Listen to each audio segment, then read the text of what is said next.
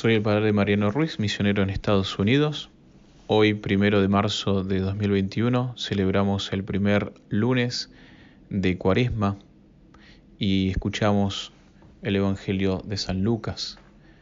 En aquel tiempo, Jesús dijo a sus discípulos: «Sean misericordiosos como su Padre es misericordioso. No juzguen y no serán juzgados. No condenen y no serán condenados. Perdonen y serán perdonados. Den y se les dará. Recibirán una medida buena, bien sacudida, apretada y rebosante en los pliegues de su túnica, porque con la misma medida con que midan, serán medidos». Palabra del Señor. En el Evangelio de hoy, nuestro Señor nos instruye para que miremos a Dios y dejemos que sus acciones determinen nuestro trato con los demás. Ser misericordiosos como vuestro Padre es misericordioso. Sin duda se ha fijado la vara muy alta para imitar, pero a la vez nos hace entender de que podemos perdonar porque Dios nos ha perdonado primero, y podemos ser misericordiosos porque nuestro Padre es misericordioso. Entonces, ¿cómo es que Dios Padre es misericordioso? Podemos meditarlo con más detalle quizás en la parábola del Hijo Pródigo, aquella que nos enseña sobre este aspecto particular del Padre, su misericordia. Pero las palabras de este Evangelio también vislumbran ciertas condiciones de la misericordia que nos ayudan a entenderla. Por ejemplo, perdona y serás perdonado. Perdonar a los demás y ser perdonado por ellos parecieran ser dos asuntos distintos. Sin embargo, el Evangelio nos asegura que están relacionadas. La mayoría de nosotros recordamos fácilmente también la vívida parábola del siervo al que se le perdonó una gran suma. En San Mateo 18:28 dice: «Cuando aquel siervo se marchó, encontró a uno de sus compañeros que le debía una cantidad mucho menor. Se apoderó de él y comenzó a ahorcarlo, exigiendo: devuélveme lo que me debes».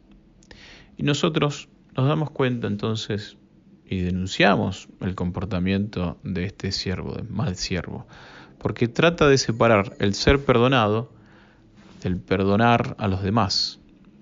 El Papa Emérito Benedicto XVI escribió: «Quien se atrevería a afirmar de sí mismo que no necesita ser perdonado por los demás, es más soportado por ellos.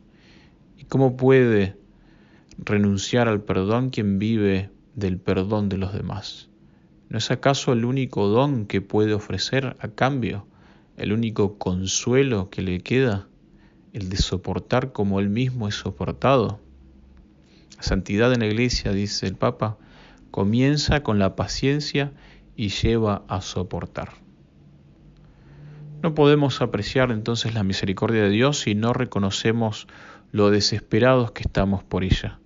Y una vez que reconocemos lo mucho que la necesitamos, entonces podemos ser compasivos con otros que también la necesitan. La forma en que dejamos de juzgar y condenar a los demás es cuando reconocemos que, de no ser por la gracia de Dios, estaríamos bajo el mismo juicio y la misma condenación, porque nosotros también somos pecadores que hemos enviado a Cristo a su cruz por nuestros pecados, tantos como los de los demás. Aunque juzgarnos a nosotros mismos en lugar de los demás es el primer paso, tampoco uno puede llegar a decir: bueno, esto es lo último. El segundo paso es la capacidad de reparar nuestros pecados y lo de los demás. Uno de estos aspectos más importantes que encontramos en la devoción de la Divina Misericordia, que es solicitada por Jesús a través de Santa Faustina, es que pidamos a Dios Padre una misericordia en expiación de nuestros pecados y de los del mundo entero. Vemos al juzgarnos que todos estamos en la misma barca y que por eso pedimos por nuestros pecados y la de los demás. Eso es lo que vemos hacer hoy también en la primera lectura del profeta Daniel y al salmista. Daniel era un profeta en Babilonia y ciertamente no era culpable de todos los pecados que llevaron al pueblo al exilio. Sin embargo, oró en su nombre al Señor con la primera persona del plural. Estaba orando por sus pecados y las de todos, porque todos fueron factores que contribuyeron al exilio. Así imploró Daniel. Hemos pecado, hemos sido impíos y hemos hecho el mal. Nos hemos rebelado y nos hemos apartado de tus mandamientos y de tus leyes. No hemos obedecido a tus siervos los profetas. No estaba pidiendo entonces perdón por los pecados de otros en tercera persona, sino por todos los pecados, ¿sí? Se incluía, incluyéndose a él mismo entre los pecadores. Pero no perdió la esperanza por esos pecados. Por eso rezó: pero lo tuyo, Señor, Dios nuestro, es la compasión y el perdón. La naturaleza de Dios entonces es ser misericordioso, y fue el mismo sentimiento que nos llevó a suplicar en este día con el salmista: no nos trates, Señor, como merecen nuestros pecados.